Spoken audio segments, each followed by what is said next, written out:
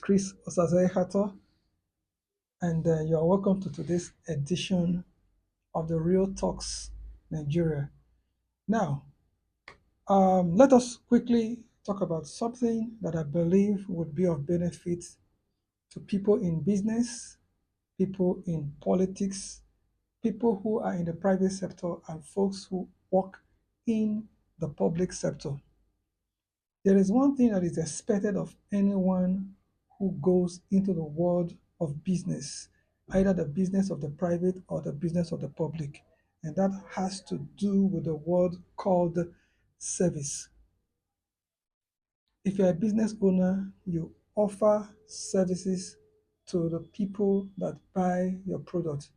It is not only products that you bring to the market, you equally bring what we call service or services to the market. Now, every form of production or every form of service actually requires what you call an investment. If you're in the public space, you are investing time, you are investing ideas, you are investing materials and energy into production of goods and services. The same thing is applicable to those who are politicians. Either they are appointed or they are selected or they are elected. No matter it is the shape and form in which you got into government, you are expected to render services to the people. The people here includes the public sector and the private sector. But for people who are in government, there are two people who basically are in government: those who are politicians and then those who are career civil servants. These are the two bulk of people that makes up the people that work in government: politicians, either elected, selected, or appointed. They are folks that render services to the public and the private sector by extension. Now, this is what I really want to talk about. I want to talk about what we have called returns on services. When you make investment in business, you expect what we call returns on investment.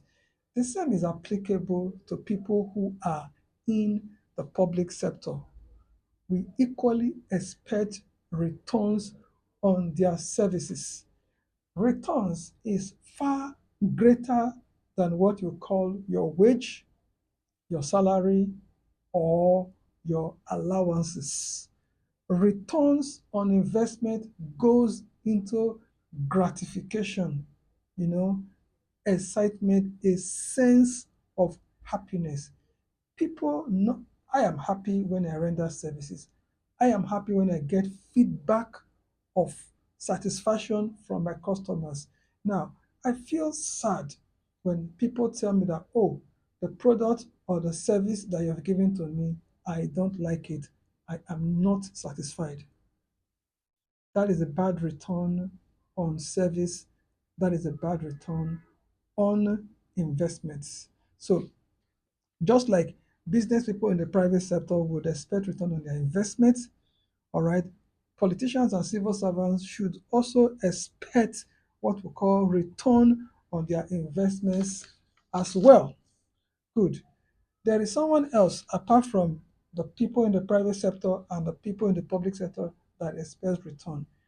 God also expects politicians, like we say, elected, selected, or appointed to produce goods and services, and in turn, he also expects them to give to him what he would call returns on services in the public space. Let my people go that they may serve me.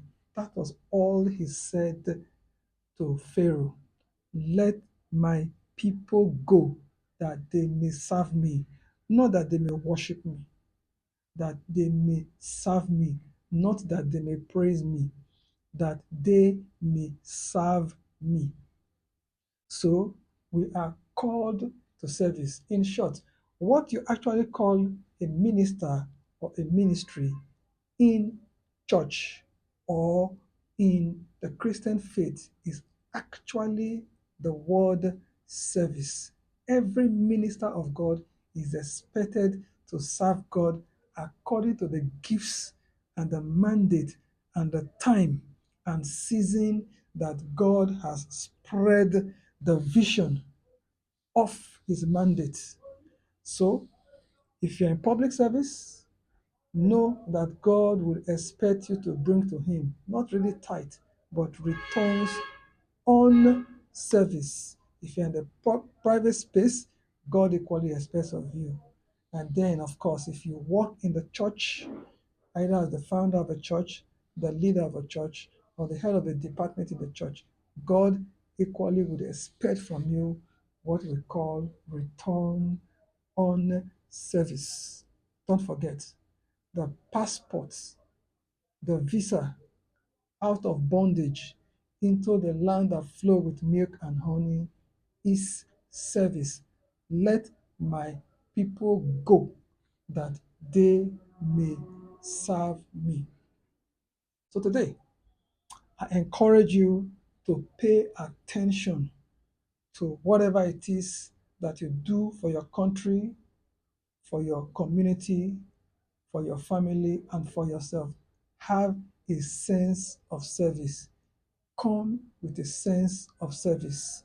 That way, you would be able to empower the people that you've been sent to work for or work with. You would be able to bring your knowledge to produce fruits. You would be able to make the people happy.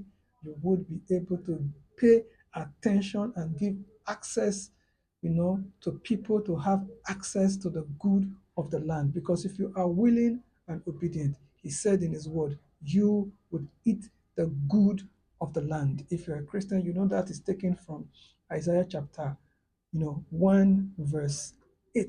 If you are willing and obedient, you shall eat of the good of the land.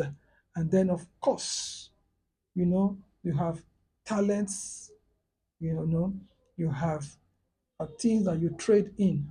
Don't forget, every purpose under heaven is tied to time and seasons. When it is the time to sow, sow. When it is the season for reaping, expect returns on the things you've invested. Okay? And then if you have served, equally expect returns on the services that you have rendered throughout the time down to the season when you are due for reward. And then, of course, be observant, all right? Create opportunities for people to create wealth in your business, in your establishment, in your country. The Bible said that when a good man, a righteous man, rules the land, the people will be happy. But when a wicked man is in position of leadership, the people would sorrow, the people would go hungry, the people would beg. May that not be our portion moving forward, henceforth in Nigeria, in Africa, and in the rest of the world, in Jesus' name. And then, of course, you need to build relationships, because without relationships, you cannot move forward. Entrepreneurship will be stagnated, knowledge will be missing in society, people will not be happy, people will have less access to the good of the land, and then, of course, when people trade, they will not be able to get full return on their trade, and then opportunities would be missing. You will need to be resourceful, and we need to build relationships. So, in summary, if you're in the public space, if you're in the private space, I would encourage you to pay attention to whatever it is that you do. Expect returns on investment, expect returns on services. And if you are elected, selected, or appointed, no matter the shape and form in which you came into government to, work, I encourage you to be mindful of the people that you serve, knowing that one day you would give account for the services you have rendered. This is the True Talks Nigeria, and I hope that you have learned something. My name is Ehato Christian Osaze. God bless you. Bye. See you in the next video. Like, subscribe, and share this.